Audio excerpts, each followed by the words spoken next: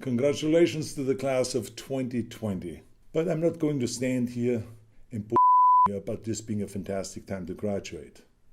I mean, just recently, I participated in my son Christopher's graduation from the University of Michigan over Zoom. And I know that virtual graduations aren't the celebration that you envisioned. But the world is in a crisis. This coronavirus is unbelievable. But no matter how much damage this coronavirus does around the globe, let me be clear. Coronavirus can't erase your success. No way. But life is messier than an Instagram feed. That's clear. I can promise you this virus won't be the last obstacle that you face. But it can help you prepare for the next one. That's what life is all about, is overcoming obstacles. You see, throughout the whole life, you will see obstacles being thrown in front of you like that.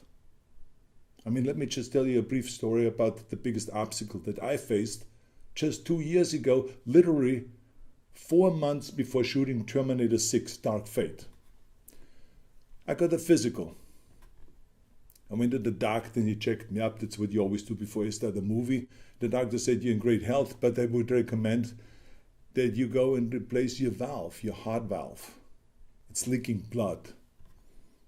So I said, well, I'm not going to have open heart surgery now 4 months before shooting Terminator. Are you crazy?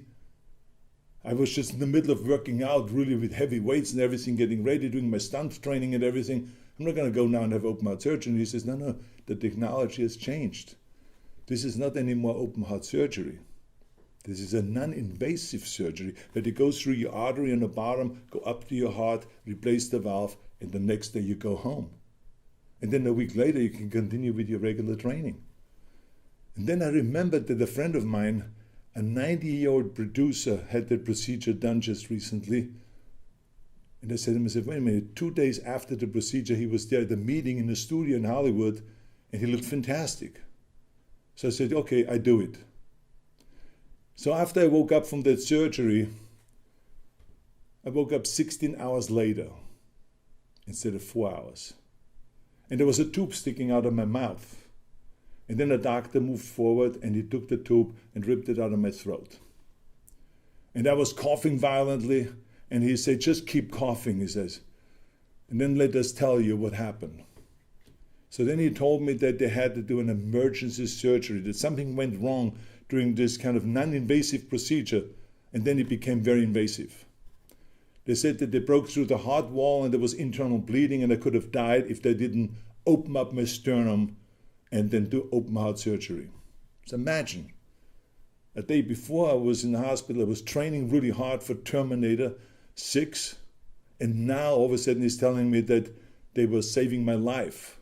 And then he goes on and he says, you're not out of the woods yet. There's another danger. There's still patients in our heart unit here that after heart surgery pass away, die not because of the heart surgery, but because of the lung. They get pneumonia.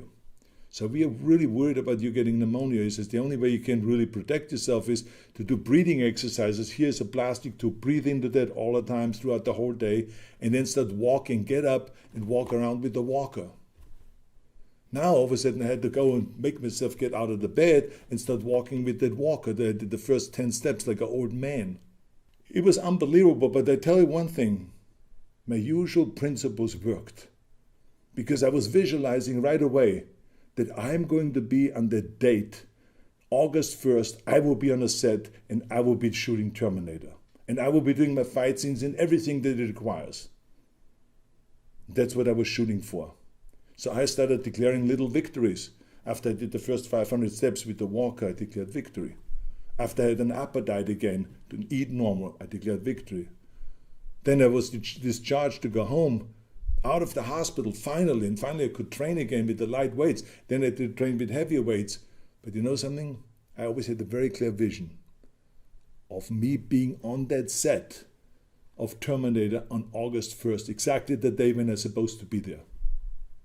A very clear vision, and I concentrated on that vision, and everything that I did, my walking and my breathing exercises and the weightlifting and everything like this, was going towards that vision to make that a reality. So, sure enough, Comes August 1st, I'm there in Budapest on a set of Terminator 6 and battling it out with the new Terminator, the more sophisticated Terminator, the Rev 9. We had the fight scene, kicking each other and punching each other and rolling around and falling down the steps and on and on and on. It was the most wild kind of a fight scene than you can imagine. We did this for 2 days. The director, Tim Miller, came up to me after these 2 days and said to me, he says, Arnold, you're a machine. I said, no, I'm just back. Now, the reason why I'm telling you all this is because no matter how successful you are, life will throw obstacles in your path. Like it was with my heart surgery, or like with your graduation now. But if you have a very clear vision, like I talked about earlier, of exactly what you want to do and who do you want to be, you can go and find a way around all of those obstacles. And because I had a very clear vision, I was able to find a way around and to get right there and to do my movie. You see, the reason why I'm talking about the vision is because one time I gave a graduation speech. I remember it very clearly. The next day, I was celebrating with the students. And I was asking them, I said, what do you want to do now? You have this degree. What do you want to do with this degree? And they said to me, well, if I'm lucky, I maybe get a job. And they were all over the place with what they said, but they didn't have a very clear vision. As a matter of fact, one guy looked at me like a deer in a headlight, like, didn't even know what to say when I asked him about his vision, where he wanted to go. So I'm concerned that young people today don't have a clear vision. And that's a real problem because, you see, in America, we did a poll, and 70% of the people were not happy with their job, what they were doing during the day or at night. Now think about that. 70% of the people are not happy with their work. Every day they go to work, they're not happy. That is a terrible statistic. I don't want you to be part of that statistic. This is why it is so important to have a vision. If you know your vision, your working will be fun. You see, when you have a vision, then it's not a grind anymore to go towards your vision and the work that you're doing. And this is why people ask me all the time, I said, Arnold, we saw you in Pumping Iron, and we saw you smiling all the time and being happy. And the other guys all had kind of serious faces and looked very intense. And I said to them, that was because I was happy to work out. I smiled because I was looking forward to every 500-pound squat, every 700-pound deadlift, every crunch, every chin-up, every curl, every squat, everything. Because every rep brought me closer to my vision. Every weight that I lifted brought me one step closer to that vision of becoming the Mr. Universe, the greatest bodybuilder of all time. If you only remember one thing today, it is you must have a very clear vision. You must develop that very clear vision. Ask yourself, who do you want to be? Not what, but who. You see, a disaster can change what you are. It can steal jobs and force you inside. But it is who you are that rises in the face of adversity. The Marcus Aurelius, who was the great emperor in the Gladiator movie and is one of the greatest minds among the Roman emperors, he said, what stands in the way becomes the way. Now what does that mean? That means that a life will be always about obstacles in front of you. And it is the way to overcome those obstacles. There's nothing unusual. That's the way it is. So when you know your vision, every setback, every stepping stone, every struggle, all resistance builds your inner strength, builds your character, makes you strong as a person. You see, your mind is no different than your body. I mean, I could be doing curls like this with no weights all day long, nothing would happen to my arm.